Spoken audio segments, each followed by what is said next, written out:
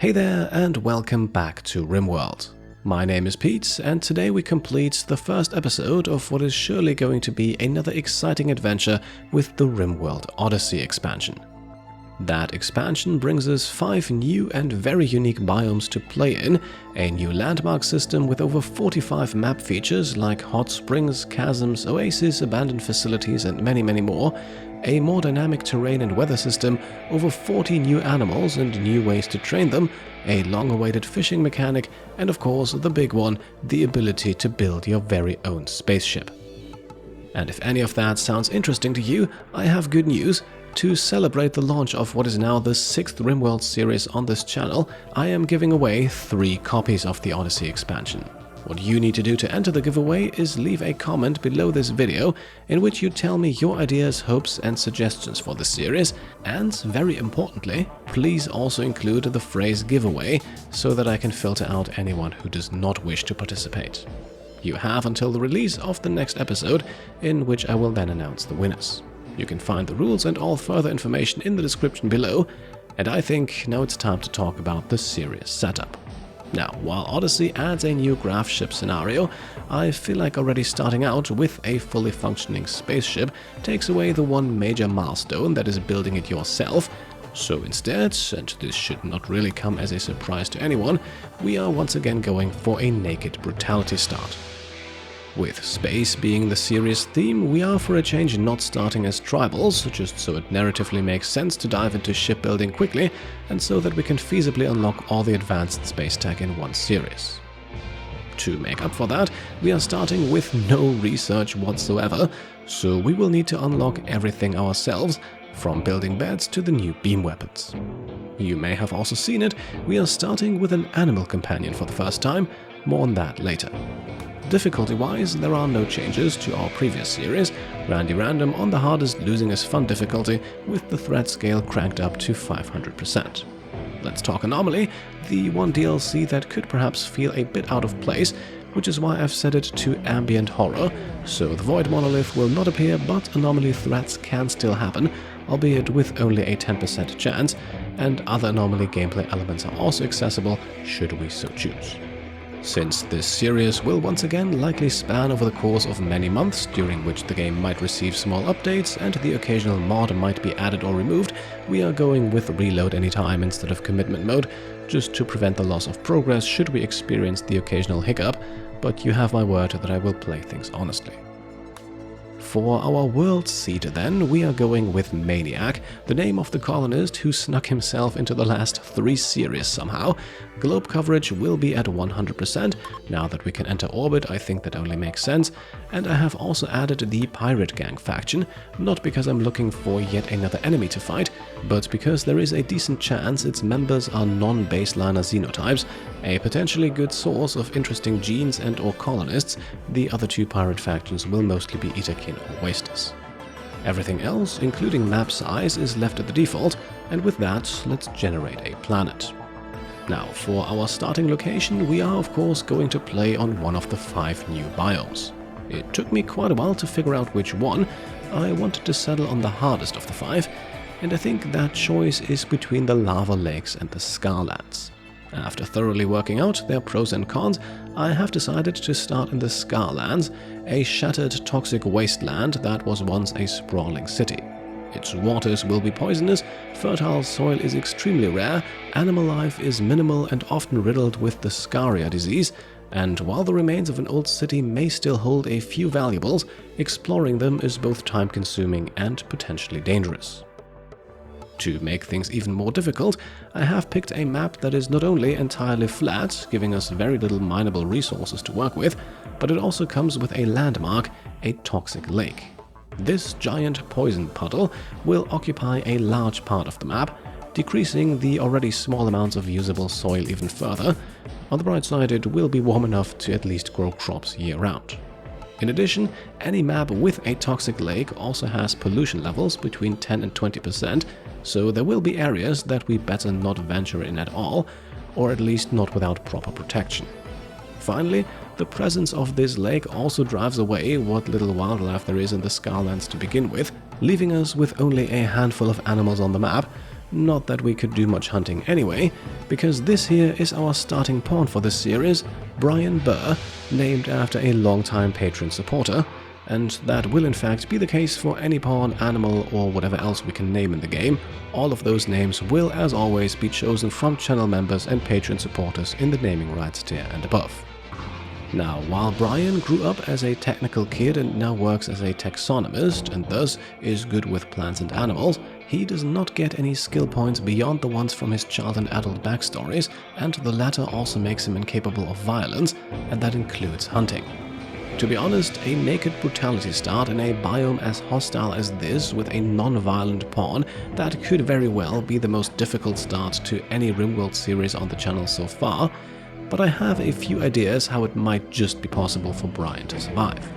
Using the character editor mod, I took the liberty of giving him the nimble and fast walker traits to avoid approaching danger a tiny bit better, and his mood will also be boosted early on by the recluse trait, although later in the game, as our colony hopefully grows, that trait could carry significant mood penalties. We'll get a bit more into his backstory in a moment, but as the last item on our to-do list, we need to talk ideology. Meet the Stars of Som, named after channel supporter Som.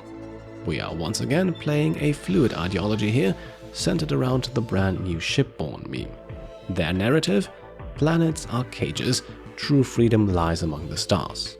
Humanity's future is not found clinging to a rock floating in space, but among the stars, where life is vast, varied, and waiting to be understood. Raised aboard starships, we find comfort in their containment and seek purpose in the pursuit of understanding life in all its strange and beautiful forms. So, the Stars of Som wish to live in space and get mood penalties for not doing so. Their outdoors need is reversed to an indoors need. They have no trouble with tough temperatures, and they don't mind eating nutrient paste.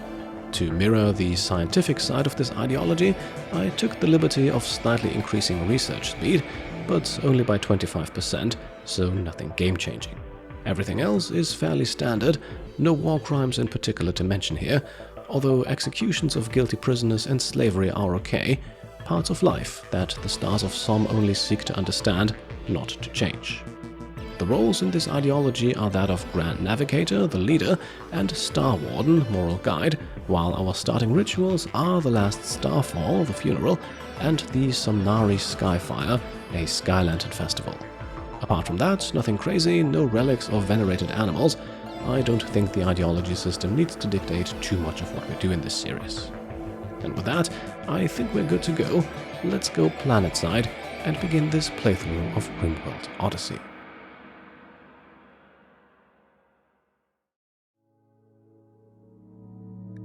As a xenotaxonomist aboard a research vessel, your mission was one of quiet curiosity, to explore the galaxy's wild biomes, cataloging life in all its strange forms.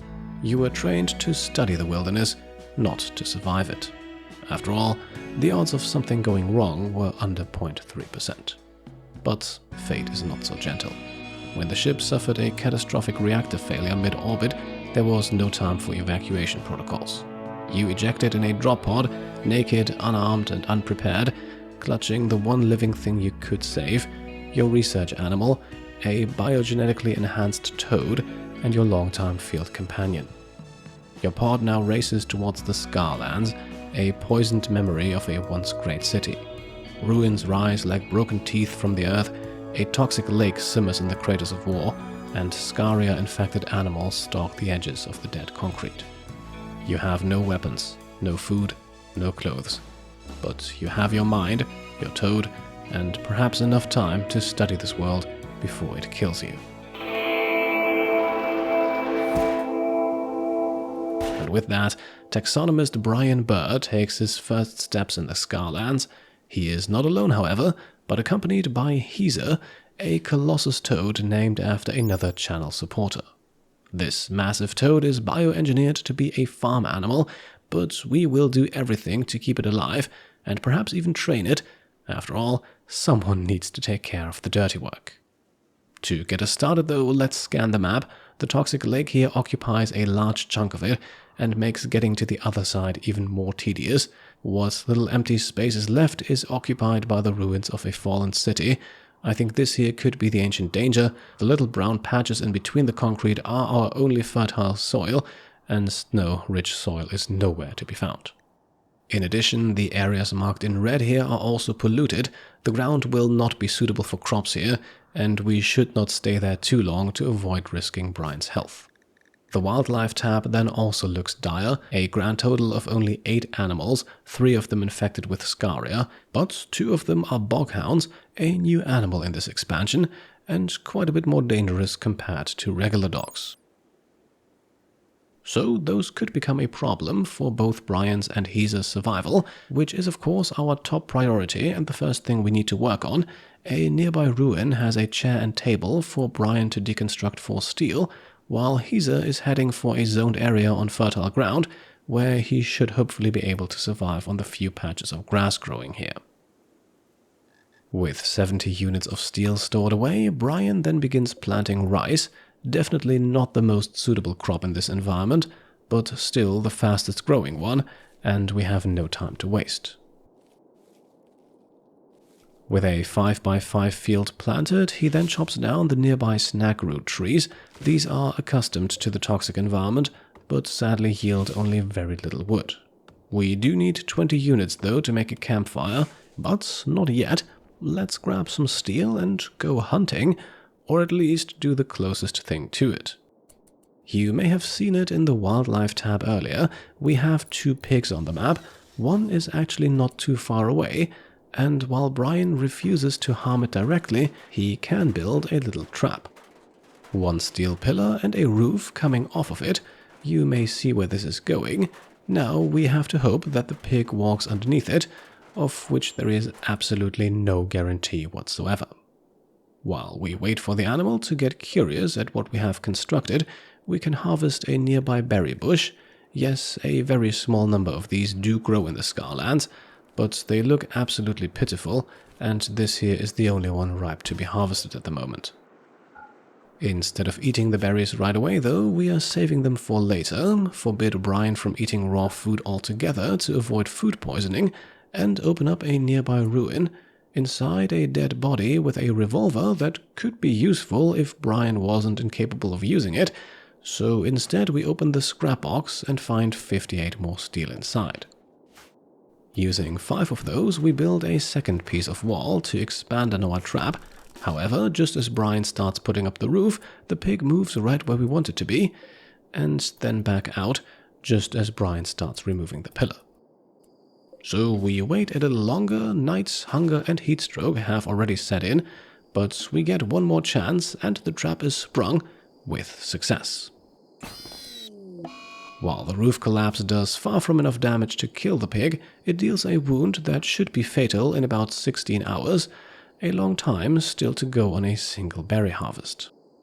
Now at least we can turn that harvest into something slightly more filling by constructing a campfire, and then we do not want to cook a simple meal here, but instead make baby food, because it has a 200% nutrition efficiency, just a little bit more than Simple Meal's 180, and even though eating it will give a mood penalty, at this stage we want to survive above all else. So 5 berries are turned into 10 baby food for a total of 0.5 nutrition gained, not even enough to fill Bryan's belly, but it will have to suffice for the night. By the way, while this entire roof collapse trick may seem awfully cheesy at first, believe me, this is by no means a viable long-term option to circumvent Bryan's hunting restrictions.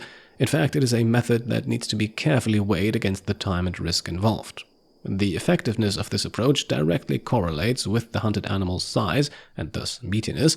Small critters are likely killed instantly from a roof collapse, but they are barely worth the trouble it takes to set up the trap and wait for the right moment to spring it, while larger animals can easily tank 1 or 2 of these roof collapses without suffering fatal injuries, which would make it necessary to set up the entire thing multiple times. I admit the pig here was a lucky middle ground, but still, compared to hunting with a bow or a gun, this method is incredibly tedious and will likely not be used more than absolutely necessary, especially considering the amount of distance Bryan needs to travel to even get to his prey in the first place. With all that being said, after just a few hours of rest we have made it to the next morning. At this point we need to gather more wood, and already Bryan needs to travel quite far to acquire it, but it is of the utmost importance here that we get a butcher table constructed so that we do not waste precious meat from slaughtering at a simple butcher spot. While work is underway, we can also see that our toad Heaser is doing just fine feeding on grass for the moment, unlike his human companion, who is once again getting very hungry.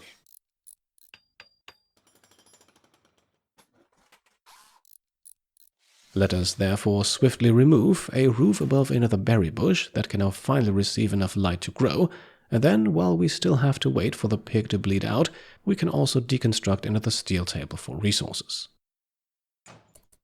At this point, our prey is finally on the verge of dying, so using an animal sleeping spot we can already haul it back towards the base, and after bleeding out on the way, the butcher table becomes its final resting place. We now gain 140 units of pork, enough for 14 simple meals. Unfortunately, baby food can only be made from vegetables. Still, 14 meals that should last us for about a week, hopefully enough for the rice to be ready for its first harvest.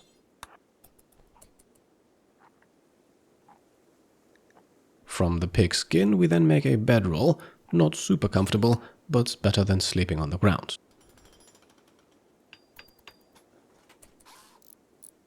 With outside temperatures rising above 35 degrees Celsius during the day, Bryan is also constantly suffering from heat stroke. Luckily, a ruin on the other side of the map has a dead body in it wearing a duster, and even though that is tainted gear and won't exactly make our taxonomist any happier, it at least helps him keep his cool.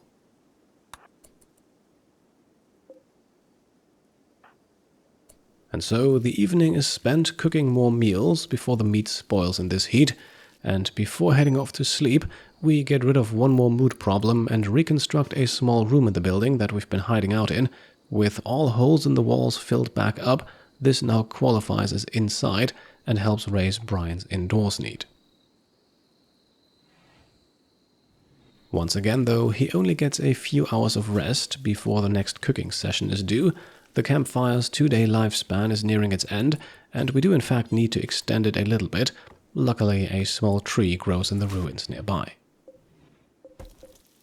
With that, we manage to cook up the last few bits of meat, and afterwards, after grabbing some steel from the southern ruin and having another short nap, we take care of the next big need, defenses.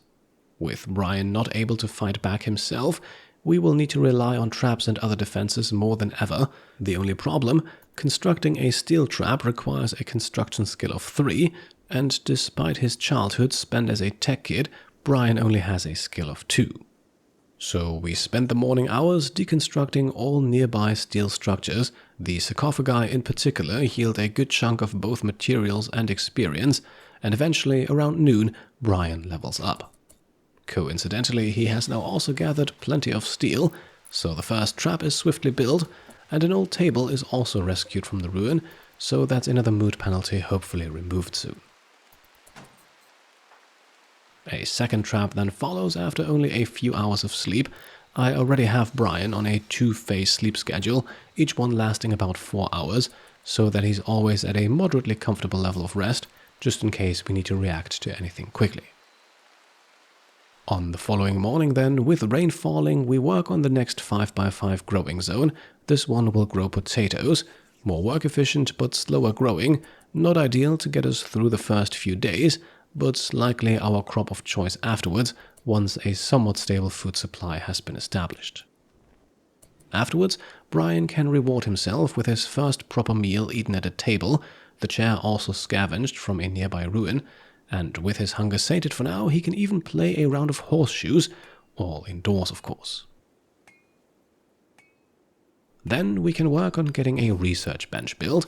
After all, as a taxonomist who wishes to swiftly leave this place, and ideally this planet altogether, some technological progress will have to be made. Our first project, however, is a much more basic one, complex furniture. I think there is no way around it. Before we get started on that, however, let us also sow out some hay grass. This will be used to tame and maybe train animals. At the end of the day, we should not forget what our main colonist is. As the evening then rolls around, Bryan takes his first steps towards new technologies. Despite being a taxonomist, his intellectual skill is a big fat 0, so he's more of a practical than a theoretical mind perhaps. Either way, it could be a long journey towards making some truly groundbreaking progress. On the next morning, we then used the rest of our steel to put up a third trap. I'm getting a little anxious about those boghounds once they run out of prey, and we also moved the butcher table indoors. Then we chopped some more wood, and after spending a few moments cleaning up our shelter, we set down a ritual spot and begin a Samnari skyfire. Launching a sky lantern in this case very much a signal for help, and if we're lucky, we might receive it. If the ritual succeeds, there is a chance of both friendly visitors and even a random recruit joining us. However, whether or not it succeeds, well, let's leave that as a surprise for the next episode. For now, we have dealt with the basics of survival, but I'm afraid the worst is yet to come. Our meals will soon spoil, we only have a minuscule amount of mineable resources on the map and will need to rearm our traps constantly.